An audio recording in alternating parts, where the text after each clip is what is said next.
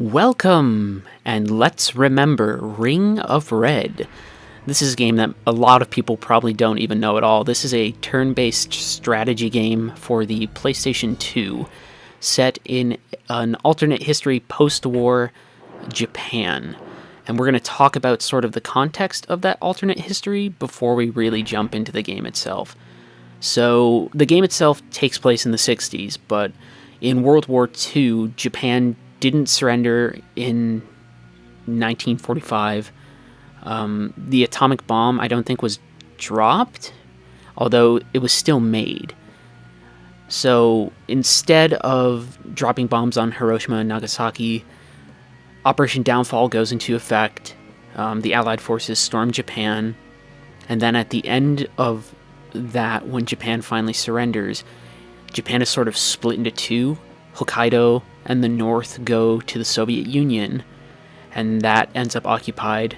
And then the South is sort of given, just remains this sort of democratic, I think they literally called it Democratic South Japan or something like that. And then what happens after that is, instead of having the Korean War like we had in real life, we have the Japanese War, where North Japan attacks South Japan, and South Japan, with help from Western allies, repels the invasion. And then you're sort of stuck in this stalemate where there's this communist state to the north and a democratic state to the south, and that's sort of what's going on. In World War II, the other big thing is that giant robots were made. These are AFWs, Armored Fighting Walkers, I believe is what that stands for. And they weren't used very extensively in the European theater, but they were used heavily during the war in Japan, both in Operation Downfall and then also during the Japanese War between North Japan and South Japan. So far in our story, we have been test piloting these machines, and a spy from North Japan captured an experimental prototype, and now we're going forward with our team to go and try and get that unit back before they can get it into North Japan. Our team consists of a German-Japanese. He's his name is Masami von Weizsäcker, or Weizsäcker, if you know. And there's some politics going on there where Germany remained neutral during the Japanese War, so there's some bad blood between Germany and Japan, just in terms of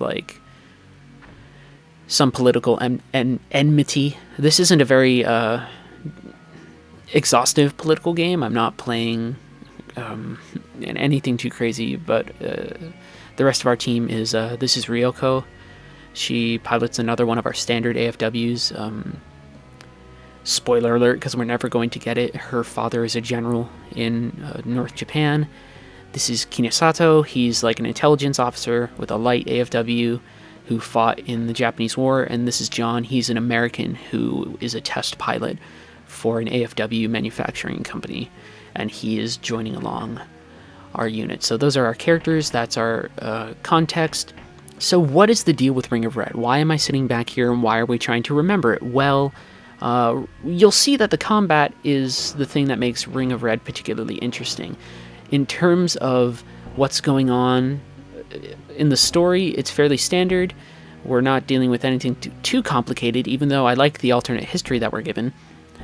The actual turn-based strategy moments on the map are fairly standard. It's just move to the right position, attack the enemy from that position.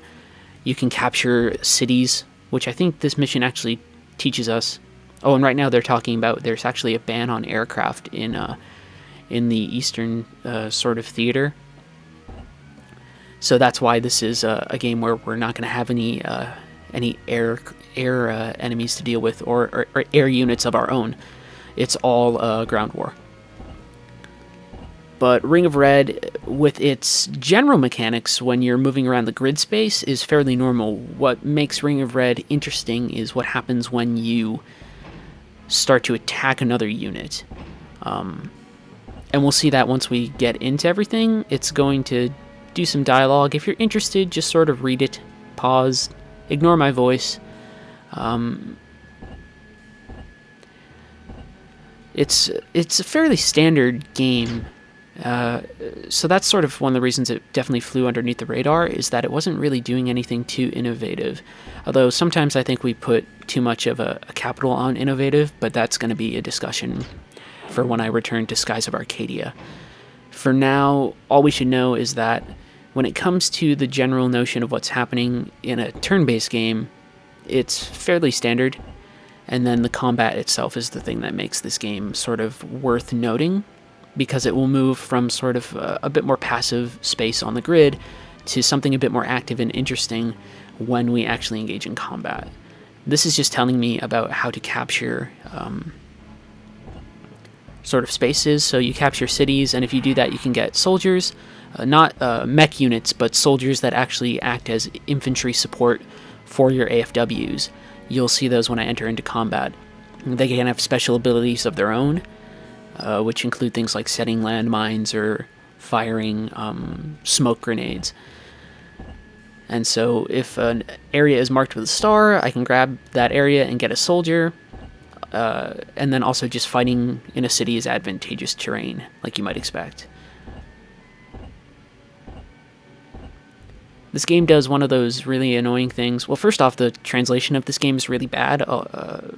It's just not that great. And then it's going to pull on us when we get to the end, Kepora Gebora thing, where it asks me if I want to go over it again, and it defaults right to yes. So it's like the damn owl from Ocarina of Time. I have to hit no. Most games should sort of default to no, I think. Although if you're really scrolling through a lot of things, you might lose information. I don't know. That's a discussion for another time, I guess, if it's even a discussion at all.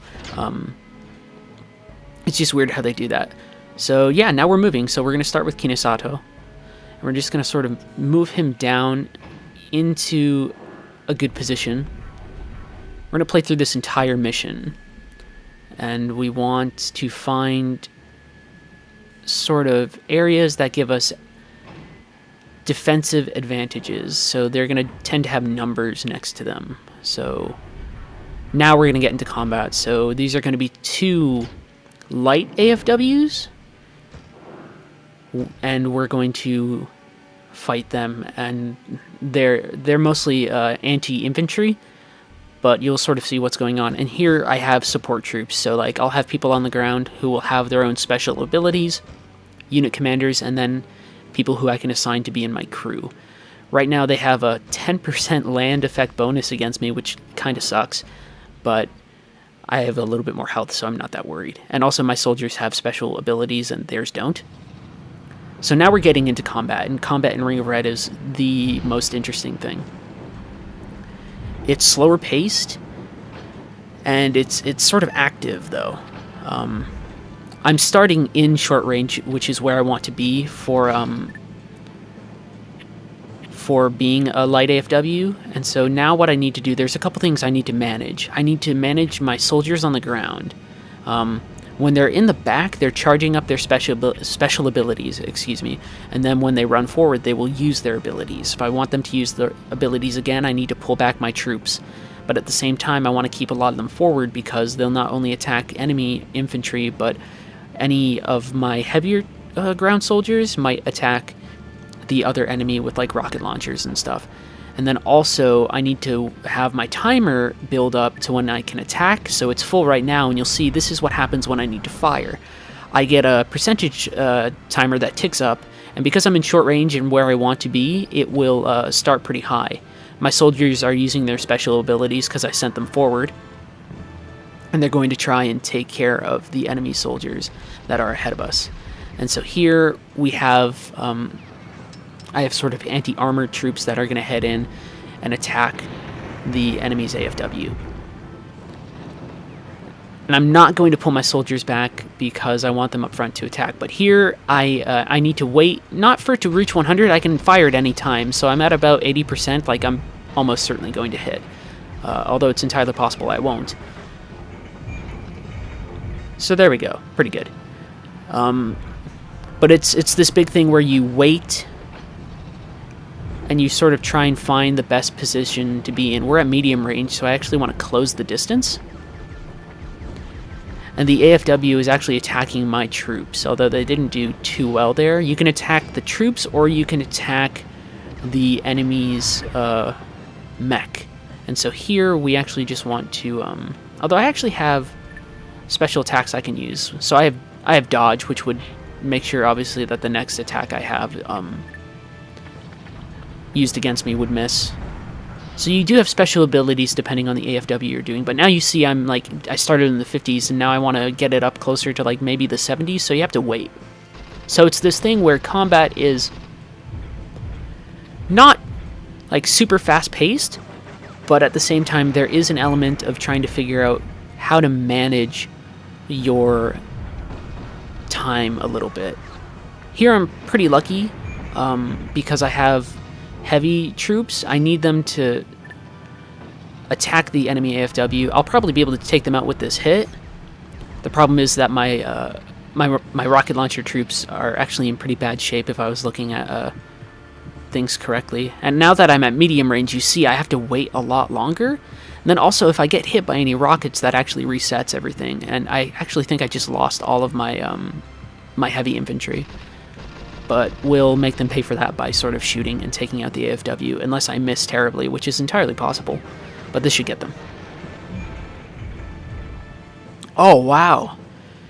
They have 1 health. They have 1 health left. That is absolute bullcrap. That's terrible. Oh, and the reason why their enemies did okay, and actually I'm just gonna... Will I be able to fire in time? 3, 2, 1... No, but they get to fire on our soldiers. The reason the other enemy was doing so well with their troops is because they have medics, is what I've just realized. But these guys have 1 health, so I can sneeze and they'll fall over. Light AFWs are okay, but I'd much rather use something like one of these standard ones. So this is Weizsäcker, Weizsäcker. I'm going to pronounce it however the hell I want, and we're actually just going to finish off this enemy. If you attack from a square when you're on an angle, it's medium range, which is effective for this mech type. And so this is almost more of a more traditional sort of let's play, quote unquote, than anything that was going on with Skies of Arcadia, because Skies of Arcadia, when we cover it, is really an experiential thing. Here we're talking about sort of the mechanics and what makes this game moderately noteworthy. So actually I'll wait until... Okay, focus fire is good. We'll send our troops forward then. So the thing that makes this interesting at all is the combat, right? The pace is very deliberate, and I really like that quite a bit.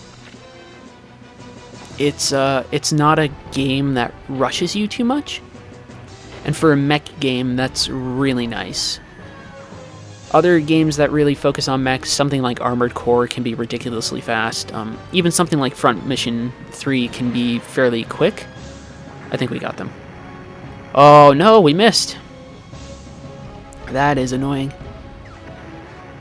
But if I have any, yeah, I was going to say, if I have any rocket launcher troops, they're going to take them down anyway, because they have 1 health. So there we go, 1 enemy unit down. But the pace of this game is very deliberate, which I enjoy. The game's not afraid to sort of take its time, and that's nice for a strategy game, because even something like FF Tactics can go by very quickly. This game, because of how the combat is handled, and then also just sort of because of how the map navigation is handled, things feel very deliberate and work out fairly nice. I'm going to see with this encounter if I can't actually get into very close range. If you get in really close, you can do a couple things. The enemy will always go for melee attack if you're in not short range, but what's like pretty much danger close range. So if any of my troops have mines, They don't. I could make sure that they run into a mine no matter what. So instead what we're going to do is we're just going to march straight at the enemy. Because once you use a melee attack, the turn will end immediately. You have about something like 80 seconds or so when you do your first like each round of combat. It's a little over a minute. Here we go again, another example of sort of special attacks by our support units.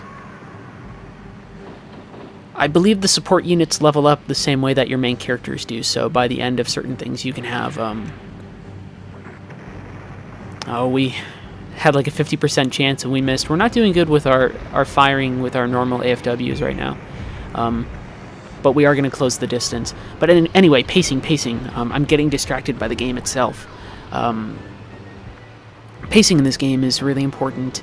It can be a long, sort of arduous process, but I really enjoy it. The best mech game, for the record, for PlayStation 2 is Mobile Suit Gundam Zeonic Front. For like 9 different reasons, but this is actually, I like this better than something like Front Mission 3, even if it has a clunky translation and sort of isn't, doing anything too brilliant. I think the concept is all right. I think oh, they dodged. No way. Jesus, I'm just not doing good right now, or at least against this fella. But I think the concept here is nice, although alternate history with giant robots is done all over the place. Still, I really enjoy it. The 4-legged AFWs are long range, so I actually just sort of want to back out and see where all the enemies are. So we want to end up heading this way. But they can't travel as far, right? So these are like your sniper units.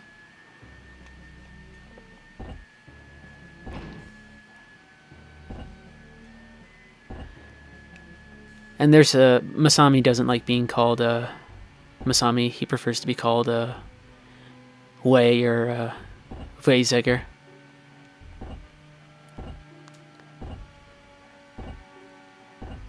The cast of characters is okay, but this isn't really a game that you play for, like,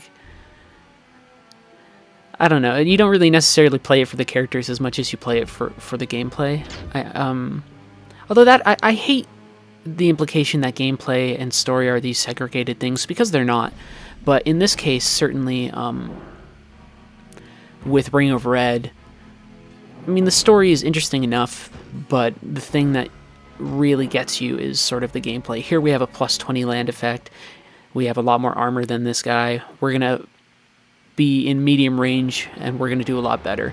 It's a lot about managing your troops. It's a lot about managing your position, and making good tactical decisions in this section. So, like, the big map, think of those as, like, strategic considerations, and then think of the more macro, moment-to-moment things down here as the tactics, right? Although a lot of times it does boil down to charging up your troops and then sort of alternating them back and forth. You don't do a lot of things where you keep, like, one enemy column up, or one ally column, up front compared to, like, another.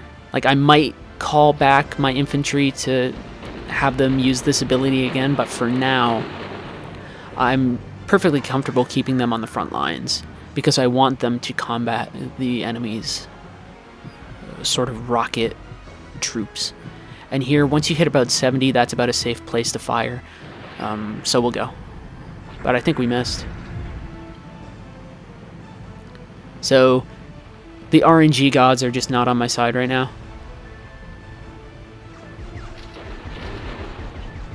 And the only downside here is that my soldiers might get messed up, but if I have another good round of just attacks, I'll be able to damage this enemy unit fairly well. Far beyond anything that of what's happening with my rocket troops. We got knocked back into long range though, so now this is that thing before where you sort of have to wait and decide when to fire.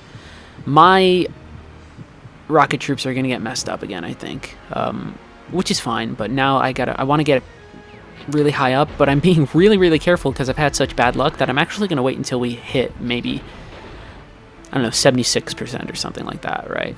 And we'll just sort of go for it. Although now we're at 80, so we're going to hit them pretty hard. And we hit their main weapon, which is awesome. That can happen fairly randomly. You have special abilities that will let you attack certain parts of the enemy's mech, but you don't get those for a while, and at least not until later on in the game. You can luck out and attack their weapons, so now they won't be able to really attack our troops very well. And then the other one that you can attack are the legs. And so we have 1 second left, so I'm just going to fire and hope I hit them. Yeah, no way. It's not a difficult game, but the added addition of the timer for like a certain amount of, you only have so much time to have your giant robot be operational. I like that added pressure. It makes things sort of interesting. This whole situation, this whole playthrough of this mission will take a little longer than we might have considered for, say, Skies of Arcadia, but I think we'll be okay. You sort of get the general gist, but it's a nice game to casually sit and play and talk with everybody about. Coming back to Ring of Red was surprising because they actually have it on the PSN. Although I don't know if it's still on the PSN. It was on the PSN. And because we're at the disadvantage here, we're actually going to use our dodge skill. But coming back to Ring of Red was interesting because I thought that it had not really been a game that had caught on. I think most people have no clue what the hell Ring of Red is. So to have it be in the PSN, in the store, was really shocking. So, I mean, there's got to be some sort of cult appeal to this game. I don't know it. I've never really seen a big cry for people to be like, you know what, we need a Ring of Red sequel. Oh, we hit their weapon. All right, so we're totally in business now. The only big problem is that their troops are probably going to wipe the heck out of mine. But Ring of Red, it's just like this game that's forgotten. There are a lot of games from other previous console generations that are sort of left in the dust, and that's sort of what I want this series to be a little bit about, is finding some of those things, not just from like the PS2 era or GameCube or whatever, but even going back to further games. So I have an Intellivision down here. We'll probably play some Intellivision games, because one of the important things for us to do when we're looking at games, particularly if we want to look at them critically, we need to understand the history of everything that came before them. And although a lot of people will contend that means looking at, say, whatever the quote-unquote important games of each era were, or the ones that were particularly innovative, I think it's also important that we look at the games that are sort of forgotten, that we look at the games that just existed in the time.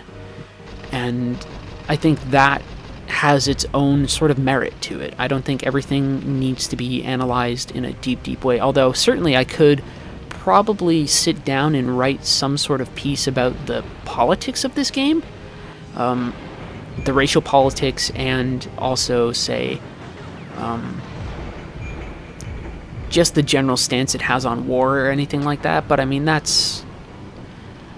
feel like that's fairly perfunctory. I think it's more notable to see this game in action and to sort of understand maybe where it might fit into the strategy genre and where it might fit into the sort of giant mech genre too, because this treats mech combat as something not too glamorous. It's really clunky and really sort of messy.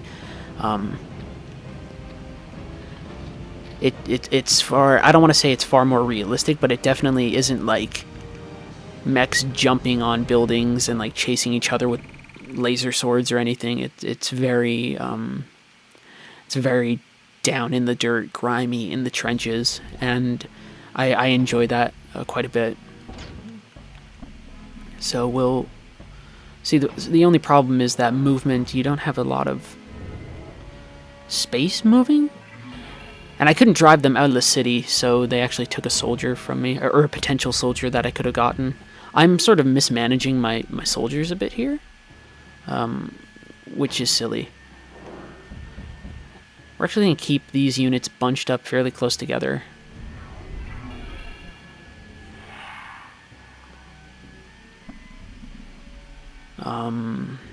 Do we want to attack? No, we're going to move forward, and then we'll attack with John in the heavy AFW, and that should really knock the teeth out of that enemy unit. Here, if we're lucky with our shots and do a little bit better than our previous combat, we should be okay. There are a lot of games, I think, that sort of fall through the cracks. And if we want to have some sort of notion of comprehensibility for the console generations, when we look back at them, like, I shouldn't just look back at, say, the original PlayStation era and look at like Final Fantasy VII and Metal Gear Solid and all of those greatest hits titles. I need to go back and I need to look at, I don't know, Legend of Legaia or something, right? And maybe not even Legend of Legaia. Maybe that's even too well known. You sort of need to look on the fringe of things every now and then, and on the fringe, I think, is where you can find some of the most interesting games to play, certainly, and then also ones that sort of give us a better understanding as to how people were using the systems at the time. And every now and then there'll also be games that have a little bit more significance to them, too.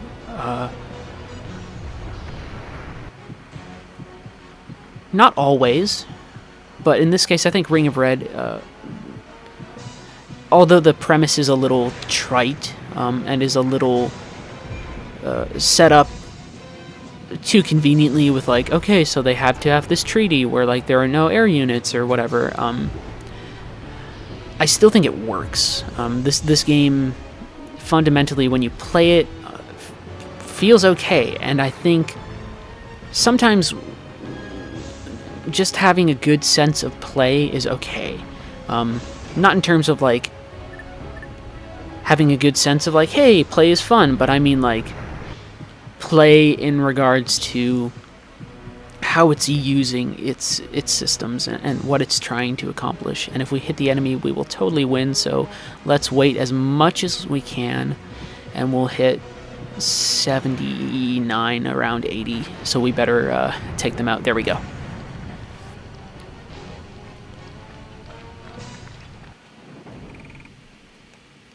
But I think if you want to look at the catalog of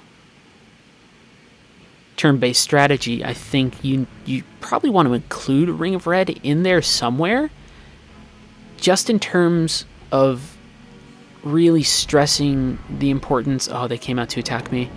Stressing the importance of a game that manages to blend sort of an active time area, so like this section and then the map area. There are certainly other games that do that, but I think this game does it fairly well. And it's fine for us to look at something and say, like, okay, a game has done this, but to look at a game that's done it well is also one of the important things that we have to do. So actually what we'll do is we'll probably weaken him a bit, and then we might actually attack the soldiers, and we'll leave John to finish up the enemy. It's really hard for me to sit back and think of, like, dire things to say. I think this series is supposed to be a lot more casual. I'm not working off a script, even though I wasn't really working off a script with, say, Shadow of the Colossus. I definitely had more direct thoughts there. I think with this series, we're looking at games and sort of having an in-the-moment discussion of them. One thing I like about Ring of Red is that it doesn't shy away from violence. I mean, it's hard to make really grotesque violence in terms of, like, gunning down all those soldiers, so it's sort of just overplayed, a little melodramatic in the animations, but and I accidentally selected firing on the mech, but that's okay. But at the same time, Ring of Red, like I said, is a game that feels sort of down and dirty and grimy, and part of that comes with the fact that you're not just fighting in... I think in games where you fight with just giant robots or mechs, with the mecha genre, it doesn't necessarily have a human feel to it because it's easy just to imagine the machine instead of the people behind the machine. What Ring of Red does is really stress the fact that there are boots on the ground, which is pretty damn great. Will we be able to get in one more attack? Probably one more, yeah. And we'll attack the infantry. But Ring of Red wants its combat to feel... they want you to sit back and sort of feel like you're shooting a row of enemies on the ground and things like that. If they hit, that's going to reset... they missed good. I was like, that's going to reset my aim, because I have like 2 seconds left, so I'm just going to fire. If this game does look interesting to you, I sort of recommend playing it. Showing it definitely gives a sense for what this game is, but it doesn't necessarily sort of give you a complete sense for the cadence and everything that's going on. You have a lot of different factors that are sort of pressing in on you. You have to manage your infantry. You have to keep track of like your special ammunition types and all sorts of things. And actually, you would think that I want to attack with Wei, but I'm actually gonna... he can't move there. So I'm actually gonna have Wei move and recover. Although he might have been at full. But I want to show off John. 2 squares away is long range. So we will very quickly take care of this enemy.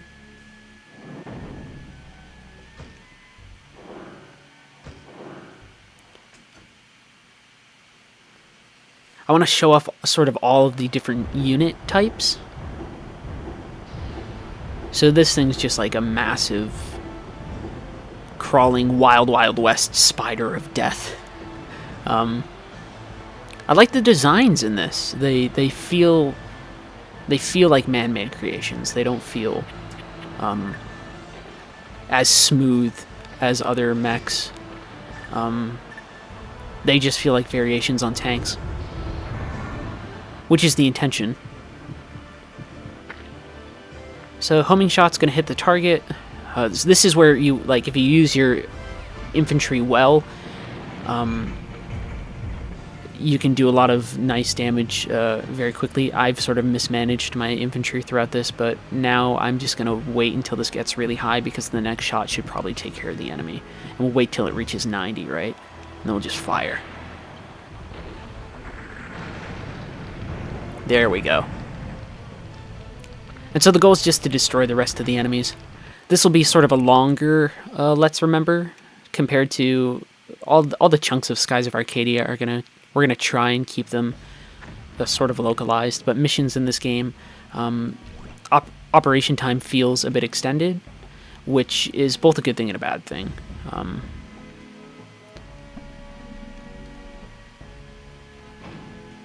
The bad part is that your units don't necessarily move very far. The good thing is that the combat itself is fairly satisfying. And it's tempting to go and capture all of the sort of outposts, but instead we just want to move towards the enemy as much as we can. Recovering delays your next action. Damn it, I just did it with Wei again. And you actually don't want to split up your allies too much. You sort of want to dogpile on each target. That ends up working really well. Here we can actually capture this village. We'll get a soldier, and we'll be able to recover better. Although it will be tempting for those snipers to move in. And they tell you all the skills they come with too. So we got some new soldiers, and so more enemies approaching from the north, which that kind of sucks. And I didn't realize that they'd have enough range to reach us. If we start at long range, that's okay, because I can retreat if I move backwards, and I think that's what I'm gonna want to do. Even if, like, let's say hypothetically I fail this mission, I will still use this as the let's remember that we do. But I can move really quickly.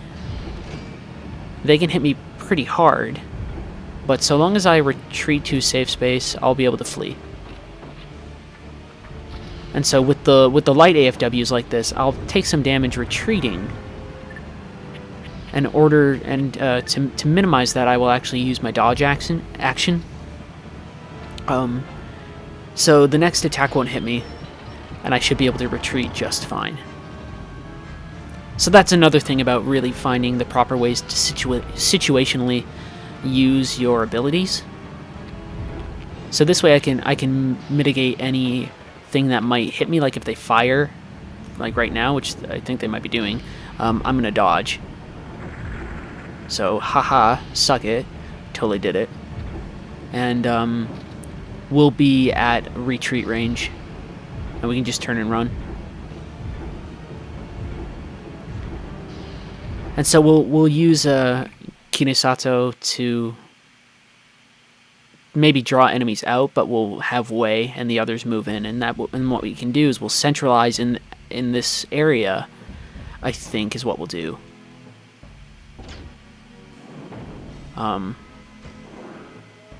So we'll probably do the same thing with retreating here.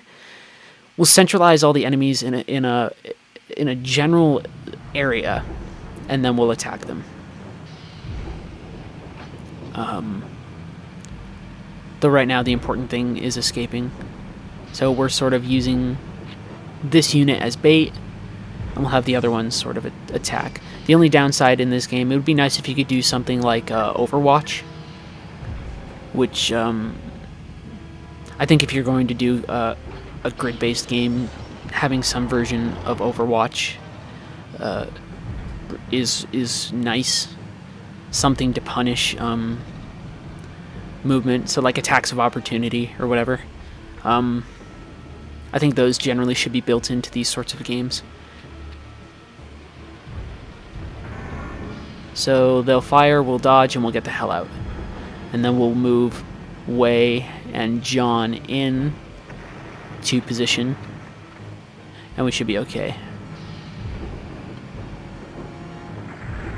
And we might give up the farmstead, like this area that we captured, but it doesn't matter. We already got the soldier from it, so I'm okay giving up this position.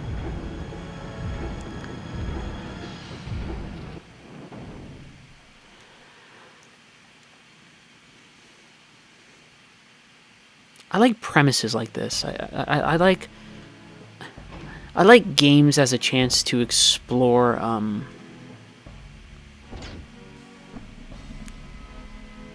not just like other worlds, but variations of our world.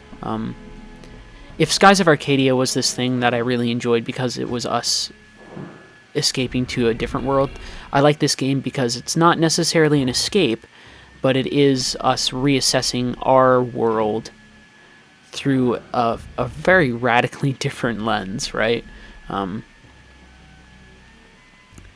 so we're actually going to move John and Wei forward here, and we'll have these enemies chase us. And so they'll probably attack Wei, but if they're attacking at short range, like, they're in a terrible position to attack. And so what we can do, also since it's nighttime, I don't know if I have the right crew selected, but we might have Illumination Shot. but I think our ground troops have flash shot, which is like the ground troop version, which just illuminates the area for us to see a little easier.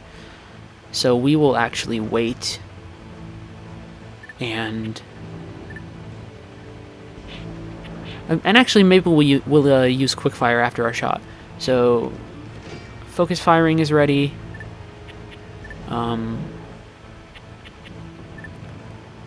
We'll do that. And we'll attack, and I think we'll do okay here. Pretty comfortable. Takes us a little bit longer at close range to adjust our sights, but it's going to take them a lot more time, and you can see that they're retreating backwards. As long as we press forwards, we move faster than them, we can keep them generally to short to medium range.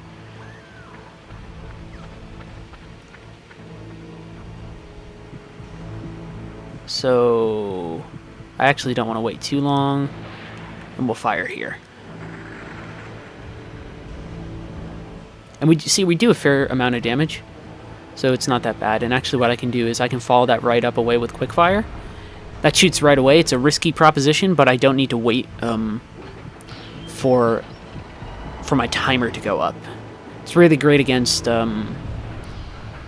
sort of boss or commander units. And it tends to hit. I don't think it ever misses. Or, if it does, it very rarely does.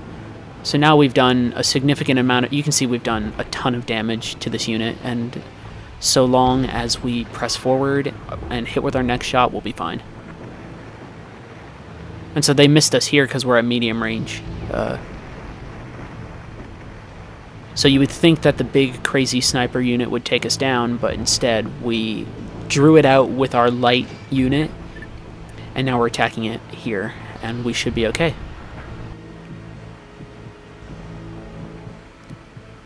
And it's entirely possible that our rocket soldiers will get it first. So we'll wait, and maybe they'll get it. Otherwise, I'm going to wait until this hits around 60 or something, but see there.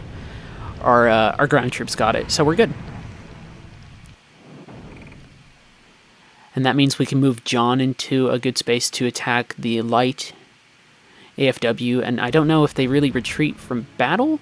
Oh no, there's two of the like heavy tank spider ones and then a normal one. So they'll move and attack Ryoko.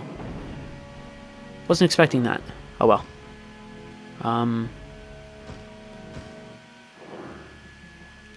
Can I move them to anywhere other than my crew? No, I don't think I can.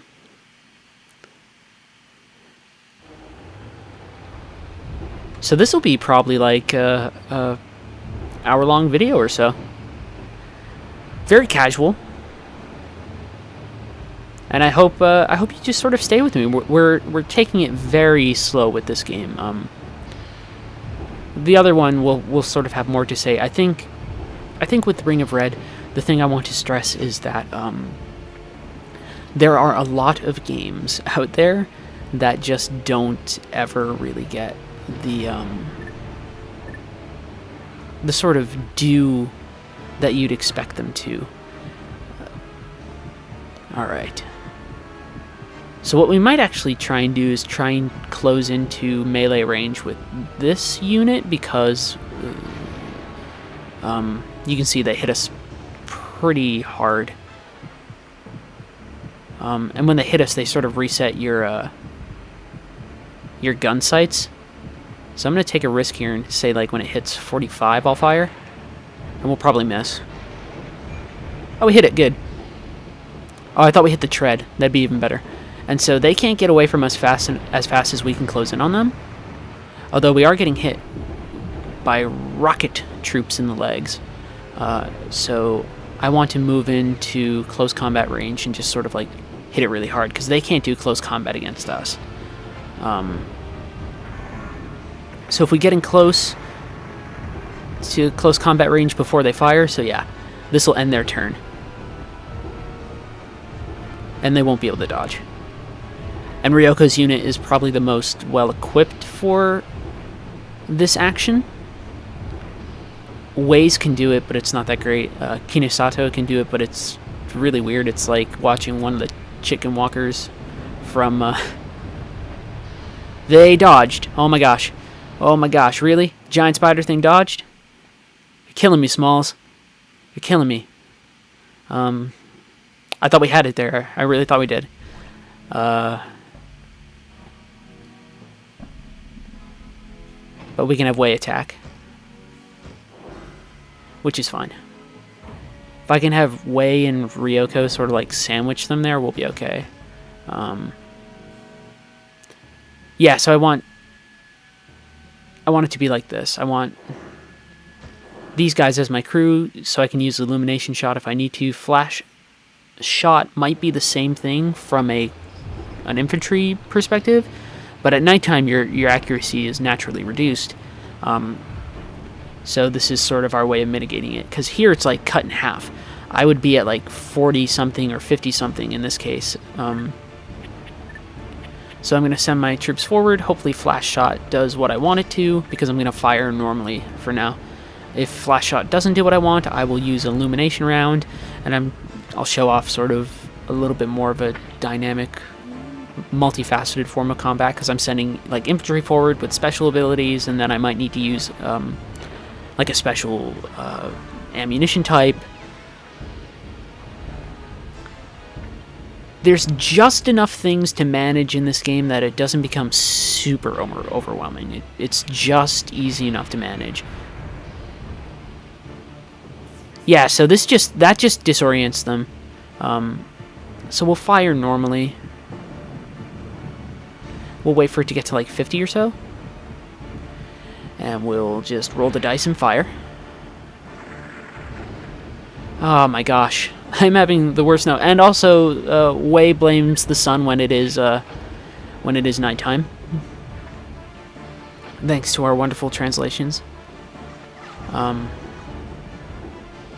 Bare minimum, though, we'll do a good job taking care of the troops. Okay, so now because our accuracy is so goddamn reduced, we're gonna use the Illumination Shot. And that should make the next couple of attacks a little better for us. We'll probably get in 2 more shots. And you can see, all of a sudden, we're back up to like 51% or something like that. So that basically doubled our accuracy.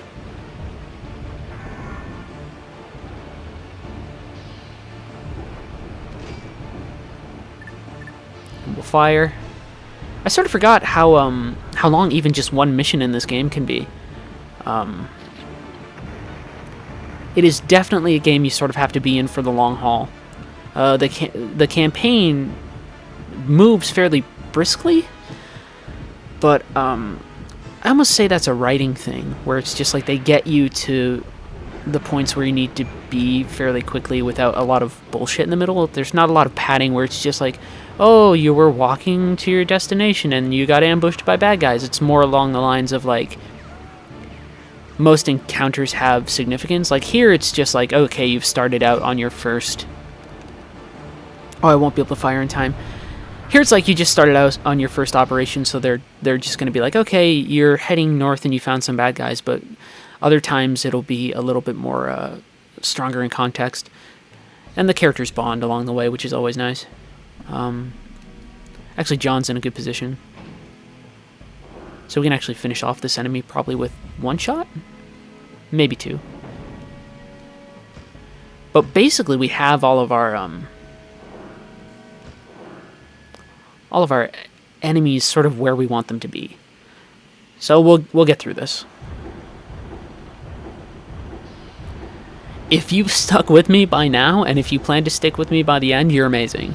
And I mostly say that just because... actually, what's our special ability? Oh, emergency load. So that's like quick shot, except a little different. We have 3 versions of that? Or 3 versions. 3 uses of it, so we'll just use it.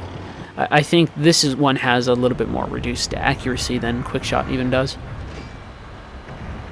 Oh no, it actually just loads it. That's okay. So, do I have... No, we just have normal, sort of, shells. I thought we had shrapnel. which attacks the enemy. So we'll fire at around 65, and we'll hope for the best. There we go. Nice strong hit. Took out the enemy. That's exactly what we want. We're going to want to move Ryoko down away from the baddies up top and into this sort of super death trap that we have going on down here. Make them come to us.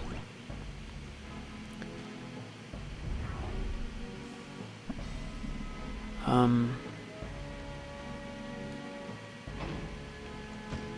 we can actually have Kine heal. And Ryoko will be close enough here that they'll all be sort of bunched up and heal, which will be good. Because they're going to move towards us, but we can sort of dictate a little bit more how we want things to go. So the enemy will be tempted to stay in that city, but if I move here, they'll probably move out to attack Wei, which means I can get John set up to attack them when they come out. Yeah. Awesome. I have everything I need right there. And then we want rocket troops on the ground. So you can see, you can sort of bait and manipulate the AI. This is more gameplay focused, in terms of talking about our experience. Just because that's the most important thing for what's going on here. I want to back away because this unit that I'm facing will want to engage in close quarters combat. It'll want to do some punching action. So I actually want to try and see if I can't move a little further back towards medium range or so. And we'll just have our troops on the ground do the best that they can. I want to retain some of these troops because that way they'll level up and get more skills, but it's also like... Here's another strange thing. We're talking about this game as something that sort of is about being down in the trenches and everything, and this game certainly stresses the expendability of ground troops. You never... It's not like you ever run out of a stock of them, right? You just sort of... you just use them in this giant chessboard game, and there's not as much consideration given to sort of what that means. So in terms of a mechanic that sort of makes for an interesting thematic impact, this is certainly one that's the case. Even though you're commanding your units a little bit on the ground, they feel very removed from the AFWs. Sometimes it feels more like there's, the ground combat is its own thing, and then the robot-to-robot stuff is its own thing. Even though we get a pretty stark reminder that that's not the case when they attack our troops. But at the same time, if we're talking about that notion of expendability, again, I would rather have them attack my troops than attack my main unit. So if I have to put bodies on the field to distract them with gunfire, I'll do it. Which is really callous and cold, but this game sort of wants to be that when it comes to presenting war. I've said that this game isn't necessarily like a really in-depth look at war. I actually think that a turn-based game that does this stuff a little better is actually Valkyria Chronicles, which came up again when we were talking about Skies of Arcadia because it has Vyse and Ica and Fina in it. But that game, even though it oscillates between like sort of anime stuff and then like a little bit more horrors of war stuff, I think Valkyria Chronicles does a pretty good job with the feeling of boots on the ground for a Japanese turn-based game. This game does a fair job of it, but there's still sort of a distancing between the ground troops and everything else. We only have a couple units to get rid of, so we will finish that up in a minute. Actually, we want to have those guys get ready and use focus when the time comes. So I'll probably just send my troops forward, have them use focus, pull them back, have them charge, use focus again, etc, etc, etc. And hopefully we'll do a decent amount of damage, but as you can see, this entire session, my luck has not been great. And so we need them to use focus, and then we need them to run the hell away really, really quick. So everybody's missing today. Okay, so focus firing with, I think, just one person. And we'll have them fall back.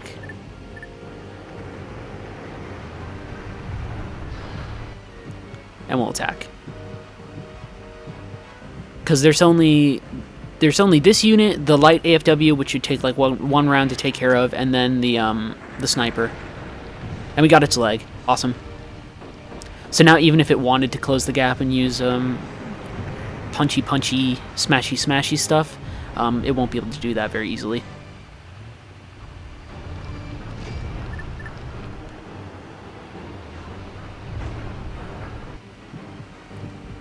Keeping it casual.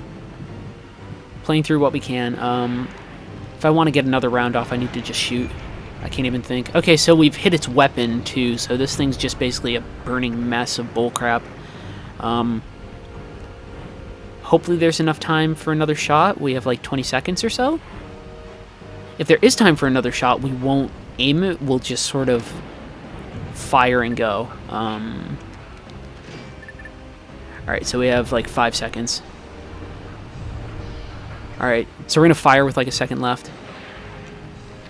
If we hit, that'd be great. Oh, of course not. But that timer. Timers in games are a great way of adding tension to encounters.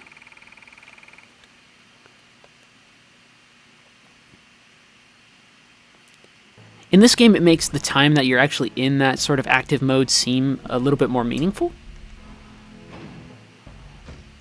They're going to catch up to Ryoko, which means that I want to heal up as much as I can. Because they might catch up on the next turn or so. But actually, I don't want to move Kine up so far.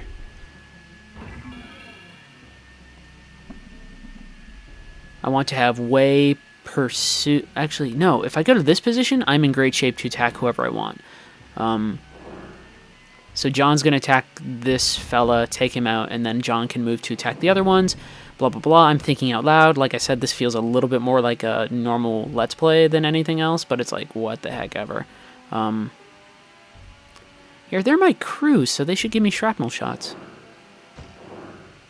Maybe it has to be when the enemy units are moved forward to the front. Like, I can't attack them with shrapnel if they're in the back. Which would make sense. But we'll be able to take this unit out very quickly because we'll use quick load.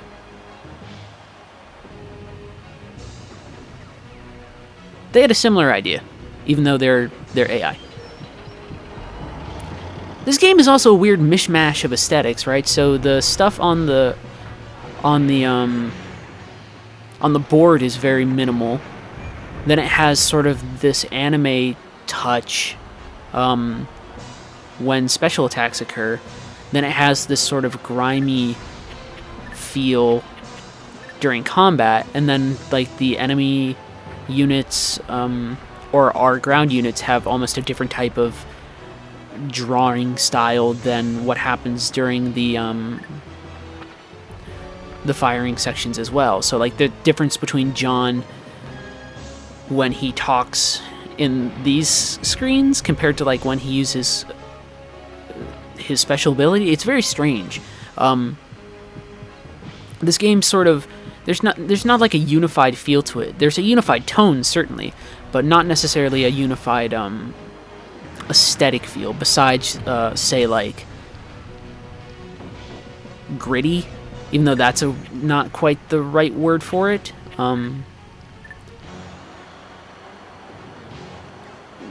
That in the trenches feel it certainly has, but you can see like the art style there, that's something completely different than anything, like at least in terms of the tone that it evokes, than what we get from something else. And yeah, so we have shrapnel. So I'll actually fire that to deal with troops right now, just for the heck of it, just to show it off. It's pretty harsh. Like that's one of the times where like it feels really that notion of fighting on the ground feels really just terrible, just awful. And we're not taking much damage here, so we'll finish these fellas off and we'll be okay. But this is definitely a game that moves about, not tone, but aesthetic a little bit. So you can see even the difference in that picture of John compared to what we had before. It's like, sure, he looks generally the same, but, I think we got it. There we go. Cool. 2 more units left. If you're staying with me, you're the best. This is definitely just sort of an experience thing again. I wish I could sit back and say, like, oh, I have all this crazy, crazy stuff to say about Ring of Red, but mostly it's just, hey, do you know about this game? Here it is. Enjoy? Sort of, it's a curiosity. To me, it certainly is. Yeah, I thought they'd go after Wei.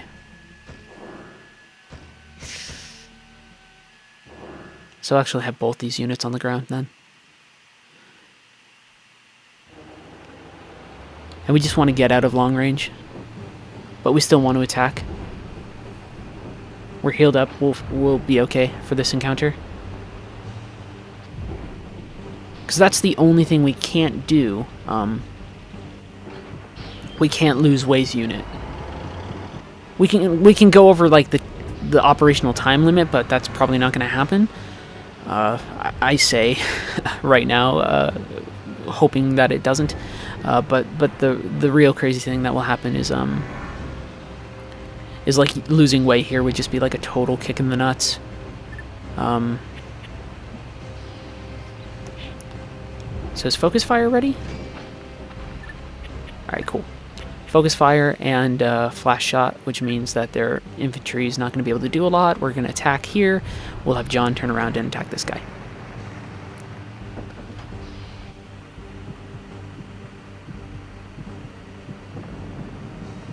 And we'll get to 70.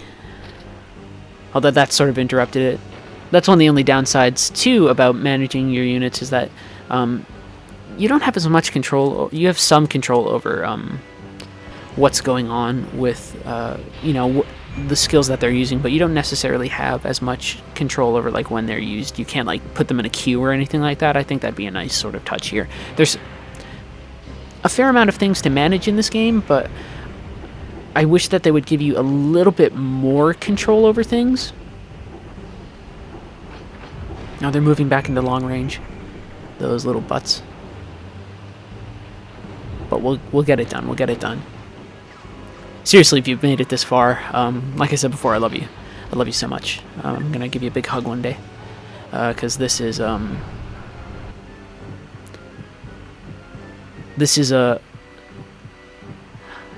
the length of operational times in this game do a good job of making you feel sort of as possibly sort of, I guess, exhausted as the characters in the field must be, especially if you play like multiple missions, because it really starts to really make the war that you're fighting just sort of go and blend on and on, which is another thing where the mechanics of the game sort of drive home the feel of the combat, but it's also a matter of just like, I can't sit down and like do, like, this is me just doing one mission. It's a game that demands your attention, which is fine, but still, at the same time, it definitely does capitalize on your attention.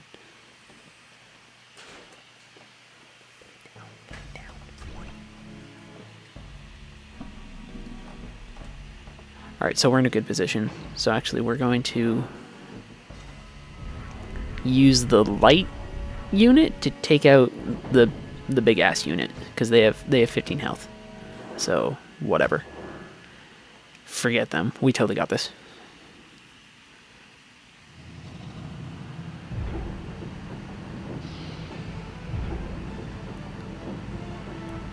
For the record, if any of you have some advice for really good mech games, like older mech games, like let me know.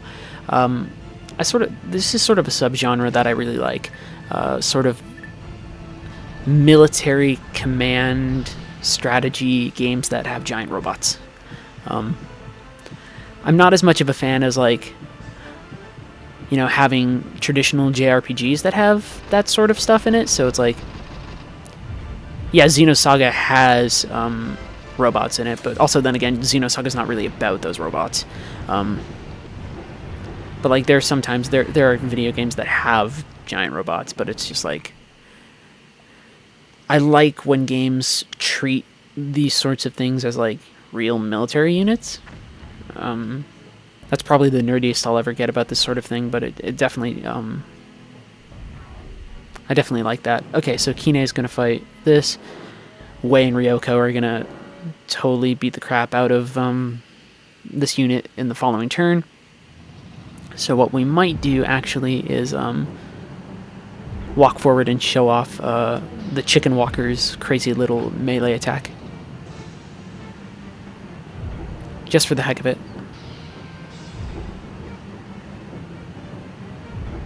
Because it shouldn't take us too long to close the distance. Yeah, so we're already in it. So once we can fire, we're just going to run in there. We're going to like hit it like a battering ram. Oh no, does it not do that at all? Forget it, whatever. We're shooting it. I swear to God, there's a variation where they just run up to it and like bash it. So who knows, we might actually be able to finish off this. And I don't know if we'll be able to finish off the enemy, but we'll certainly do enough damage to it that like Ryoko or somebody will come in and we'll totally just devastate it.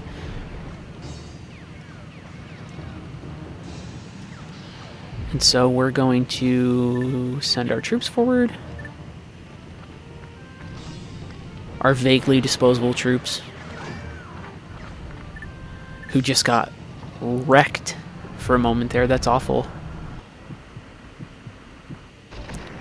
And so we'll just fire as much as we can.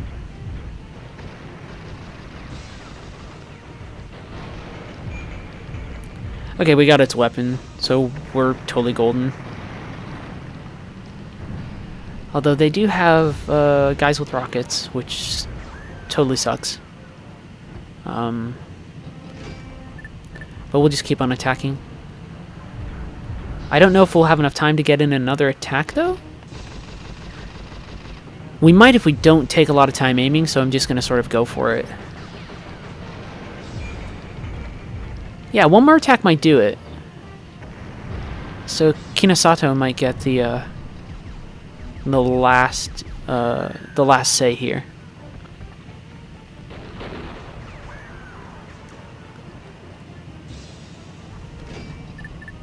Yeah, so, and we won't even try aiming that much. Although we have like 20 seconds or so we can wait until like it hits 80% or something like that. But this should do it. This should be the end of the mission. So just about an hour of gameplay time, probably? Oh no, we missed!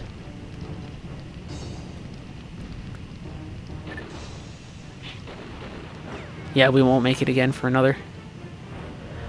So Ryoko or somebody will finish it off. So I'm guessing it'll be closer to an hour 15 gameplay time. Which, whatever. For one mission, that's fine. Although, no, I won't have time. I was like, oh, it's time for me to shoot. It stops you if you take aim. It would be nice if it just let you take a final shot. Like, even if the time ran out. Although then, in theory, you could just, like, wait until your final shot and then wait for your aim to get to, like, 99 or something. Which would be kind of a bit of a combat exploit. So I understand what they're doing. So we'll just take them out here. I think we have one more quick load. And that should be enough to take care of them. At this point, I'm just sort of letting the game sort of speak for itself. That's part of what this series is too. So if I pop in, I don't know, I can't even think of an example, but like, let's say I went back and like, let's say I played Dot Hack. Sure, we would look at the cutscenes and we would talk about it as a game that's about a game. Actually, the homing shot will probably take care of this. But, you know, I would probably just spend like 20 minutes running around in a field in Dot Hack to show off like kind of the feel of that game, because part of that game is about emulating like the grindy feel of MMOs, which it does fairly well. But also that makes it not as fun of a game to play. Here, I think this is a very fun game to play. I don't know if you can like it seems slow paced, but the pace, the amount of deliberation it has, I think really works in this game's favor. So there we go. That should be the end of the mission.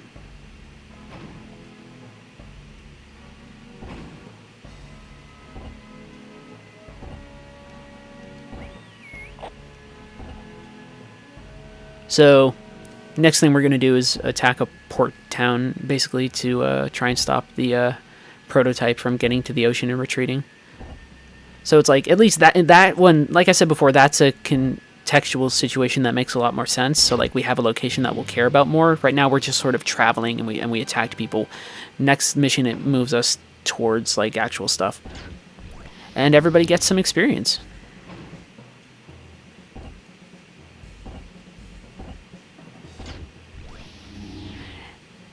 And it affects how you can use your infantry as well. So now Ryoko knows quickfire, but you saw that her experience with like medical units went up. So certain units sort of bond better with certain commanders.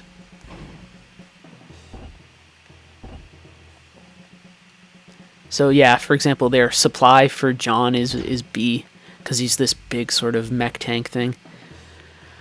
But that was Ring of Red, and those are all the enemy units we took out. Took out 8 total. I feel pretty good about that. And these are some of the new soldiers we found.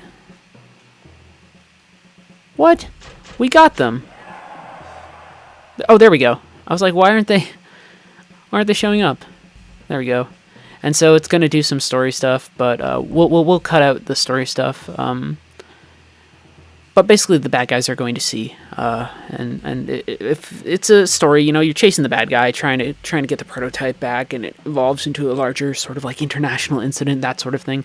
The thing I really wanted to show off was the gameplay, so this should be about an hour 15 or so. If you really did make it this far, like, holy crap, leave a comment. In fact, in order to make sure that I know that you made it this far, leave a comment with the code word chickenfoot. If you say chickenfoot, then I know that you will have made it to the end of the video. Thank you so much for watching. Ring of Red, really interesting turn-based game. I will see you around later.